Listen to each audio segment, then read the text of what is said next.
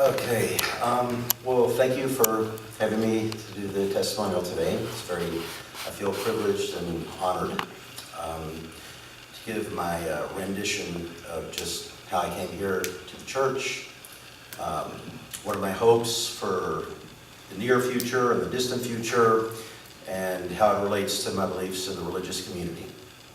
So I'll try to improvise a little bit on this. I have it all written, but Sandy did such a great job, to stand up here and to read it without, or to give the speech without written notes.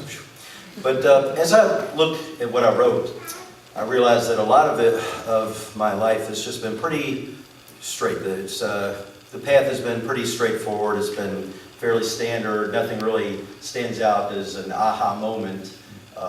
As far as the church goes, I can't really express that one day I was walking down the street and, a pillar of light appeared before me, or nothing even close to that. So it's pretty standard what I'm about ready to go through with you all. Just a little bit about my background. I grew up in Louisville, Kentucky, in the suburbs there, and our church was about a block away from the house, similar to a neighborhood like this, and I was baptized as a Catholic at that time and brought up in the kindergarten, elementary, and high school in parochial type schools like that. And the way that they educated me, pretty standard, all the classes were pretty standardized.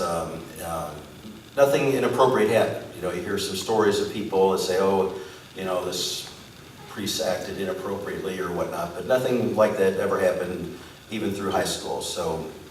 But I still, looking back, I feel like I was blessed because nothing major bad happened. I played sports, and I seemed to have good luck in that, doing nice in sports. So I really was blessed, but maybe my age, just because I was at that age, I didn't know how to appreciate the blessings that were bestowed upon me. After that, just as I was growing up, my parents stayed married, which I find was an admirable accomplishment for them. In spite of the events that I think other marriages maybe wouldn't have been able to endure, financial struggles, employment situations. Raised 4 kids. I've got one older sister and 2 younger brothers, so we weren't really necessarily easy to raise, just fighting or, misbehaving in general. And, I think that they, looking back, I don't know how they did it, they were still raising us, and they would take us to all these sporting events, we were all involved in sports, so they would just take so much time to get us to these. And that's a good blessing for me as looking back. Let's see, in 1985, I went from Louisville, I went off to college in Charleston, South Carolina. And again, it was pretty standard college life, just learning to balance social life with the workload of the academics, don't forget about that part of college, right? So that was pretty standard in that. Church, I made it to church infrequently, but I didn't feel at that time that made me a bad person, for not being so committed. I still continue to do the same herb things, just help people whenever I see the opportunity and just try not to be bad to anyone, just try to treat everybody on an equal playing field. Then, let's see, after I graduated college, I worked in Charleston for a couple years, and then the company that I worked for had an opening out in San Francisco, and I was kind of contemplating a move at that time anyway, so I did move out here in 1993, where I was blessed to meet Marilyn, almost within the first month that I worked there, and we just started dating, and we just didn't stop dating. We just got married in 1995. Then I was blessed with 2 children, Megan, now 16, and Christine, 12. Raise your hands, wave to everybody. Okay, so I felt really blessed about that. Let's see, in 2000, started working with an export company, and was a diligent worker there, and very loyal to them. And I picked up a small bookkeeping job with an engineering firm, which required me to work on Sundays, so that kind of curtailed my efforts to attend church on any regular basis. But then, let's see, in 2009, I think it was, Christine and Jenna were in the same class at Bury, and I met Cameron, Jenna's dad. And we talked, and I learned of his vocation there, or his vocation as pastor here. And I made a special note about it because we did hit on many points of commonality, just a lot of common interests. And I said it might be a good experience to come to the church here someday, which I did. It was I didn't think it was a Catholic place of worship. I think it was a non-Catholic place of worship, so I did have my reservations initially about coming because I was unclear about the conflicts between the branches of Christianity.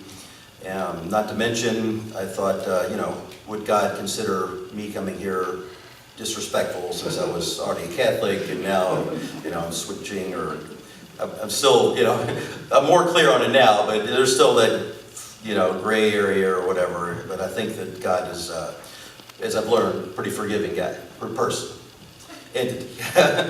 Okay, so, I decided to come to a few services, still going to the other church on alternate visits, and I felt the services at Grace Covenant really hit on some topics that seemed relevant, and it seemed like Cameron was talking in terms of which I could relate.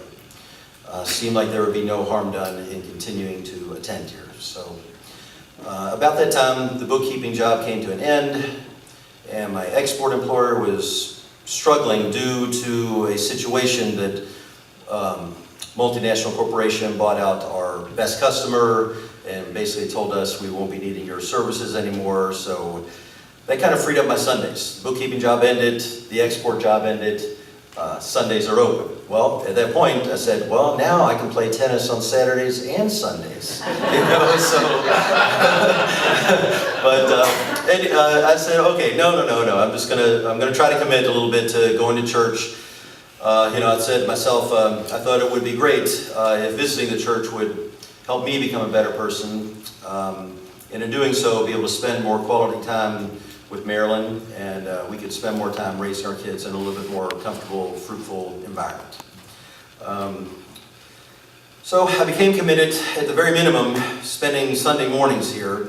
I try to be a little bit more involved, just try to attend some of the other church functions going on around the city, the teen functions. I kind of chaperone a little bit on that. Try to pitch in a little bit at the food harvest. Maybe a day late, $1 short, something like that came up. It didn't quite connect, but not going to rule that out. Let's see. So that was about the middle to end of 2011, and I've been attending church ever since then. And I'm confident that if I am to fully blossom in my faithfulness, it will be best done here, accomplished here at Grace Covenant Church.